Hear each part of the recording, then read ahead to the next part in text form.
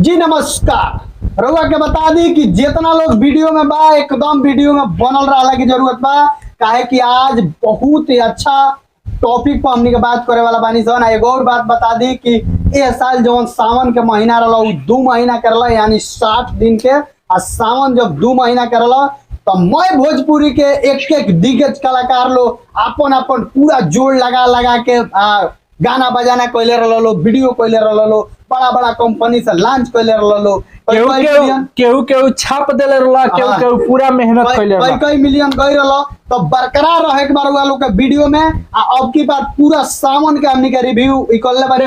केहू ऐसा वाला कि नामे सावन लिख देते कि हिंकरा नामे सावन बा, हिंकरा नामे सावन बा, लेकिन असली रियलिटी का बा, ग्राउंड रियलिटी का बा, ये वीडियो में तारा लोग पता चली। तो वीडियो में बनल रहा जरूरत हमनी के बताएं सो जे हमनी के 5 गो माने मेंबर स्टार माने 5 जना। अब एमे 5 जना में के कौन नंबर पर बा ई रउआ लोग के एकदम प्रूफ के साथ बताएं सन। तो एकदम वीडियो में बनल रहला की जरूरत बा। भैया देखो 5 नंबर के सब केहू अपना तरफ से बहुत अच्छा क्वालिटी देवे कोशिश करे वाला। केहू के बात छोड़ दे मतलब कि साफे छोड़ देले बा, कुछ छाप देले बा, उनकर बात हटा दे। लेकिन सब केहू अपना तरफ से अच्छा गाना, अच्छा वीडियो, अच्छा मतलब कंपनी से रिलीज करके अच्छा व्यू बिटोरले वाले। लेकिन जे राज कैले बा सावन में ओकरा बारे में बात होई कि केकर ग्राउंड पर मतलब सबसे पहले 5 नंबर वाला मेंबर के बात करम सन। तो भैया 5 नंबर पर तो हम कहे में मतलब कि एने ओने होता कि इनकरा के रखी कि ना रखी, लेकिन 5 नंबर पर 2 कंपटीशन रही ई कि हमार धुरंधर भैया आ अंकुश राजा। ठीक बा, धुरंधर भैया अंकुश राजा। धुरंधर भैया के भैया नंबर दिया 9 नंबर, कैसे कि धुरंधर भैया 9 4। अब की बार सावन में धुरंधर भी हमार गाना गौले वाले जीजा साली भतार यार ये सब खाली निराश कर देले बड़ा। एको गाना ऐसा में कौन गौले जौन की मंदिर के ऊपर जौन चोंगा लागल बा पूरा मुंह के ओइ में बजा सकल जाओ। रउआ लोग के विश्वास नहीं है तो अपना गांव के मंदिर में सुन ले, ओके मिसाल के गाना उनकर एको नहीं खियाई। ये 5 नंबर पर अंकुश राजा के 10 अंक के साथ माने धुरंधर भैया से ऊपर, कैसे कि कोनो ऐसा गाना गइले वाला जौन दिल के छुएले बा। ठीक बा। 4 नंबर वाला मेंबर के हमनी के बात करम सा तो 4 नंबर वाला मेंबर में नाम बा 2 गो कलाकार के। 2 गो कलाकार में बाड़े एगो हमरा भोजपुरी इंडस्ट्री के चॉकलेटी स्टार जेकरा के कहल जाला अरविंद अकेला कल्लू और रितेश पांडे। हमरा ई नहीं के बुझा जे रितेश पांडे जो सीरियस में पहले गाना बजाना करतला वो सीरियस में उ काहे नहीं करत। हमरा तो बुझाता जे उ टिकट के फेर में पड़ गेल बड़ा। ए बार रितेश पांडे लागत कि वो नेता होता बनियन, चाहे अपना मूवी पर काम करत, लेकिन रितेश पांडे जोन पहले रितेश पांडे जी के जोन गाना आवत रहला भक्ति चाहे भोजपुरी चाहे लोकगीत चाहे साइड जोन पहले आवत रहला वो टाइप से ना उनकर गाना आवता ना वो टाइप से मिजाजी लागत रहा। हमरा तो बुझाता जे नेतागिरी मत करसु, बाकी उनकर छोड़ दी 4 नंबर पर। लेकिन 3 नंबर वाला कलाकार का बात करी सन तो 3 नंबर वाला कलाकार का नाम रखी भैया रुआ। 3 नंबर पर भैया जे बा उनकर नाम है प्रमोद प्रेमी। ठीक बा, कैसे देखो प्रमोद प्रेमी के गाना सावन चढ़े से पहले ही प्रमोद प्रेमी ब्लास्ट में रहला। एक और बात बता दी कि लोग के पता होई कि प्रमोद प्रेमी के वो गाना वायरल हो गई सावन चढ़े से पहले, ओकरा बाद वायरल भइला ओही के लेके प्रमोद प्रेमी 3 नंबर पर बाड़े। आ प्रमोद प्रेमी धरातल पर बाजल भी बाड़े। आ प्रमोद प्रेमी एगो जोन सारेगामा कंपनी से गाना उनकर आइल बहुत बेहतरीन वीडियो क्वालिटी भी रहला, ओकर वीडियो हम बनेले रहनी।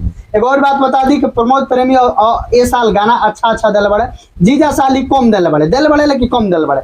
2 नंबर वाला कलाकार के बात कल जाई राजा भैया के मुंह से और लोग के बताएं कि 2 नंबर वाला जो कलाकार बा वो एकदम भोजपुरी इंडस्ट्री के अलग दिशा में लेके जाए के काम करे। 2 नंबर वाला कलाकार ऐसा बड़न कि हमने के दोनों जना मिलके उनके बारे में बात हो। 2 नंबर देखिए 2 नंबर वाला कलाकार के ना ऑडियो क्वालिटी में केहू कमी निकाली, ना वीडियो क्वालिटी में केहू कमी निकाली, ना उनका मेहनत में केहू। लेकिन एक और बात हम बता सकता नहीं जे ई जो 2 नंबर वाला कलाकार बड़े इहे एक दिन भोजपुरी इंडस्ट्री के अलग दिशा में लेके जाए के काम करी है।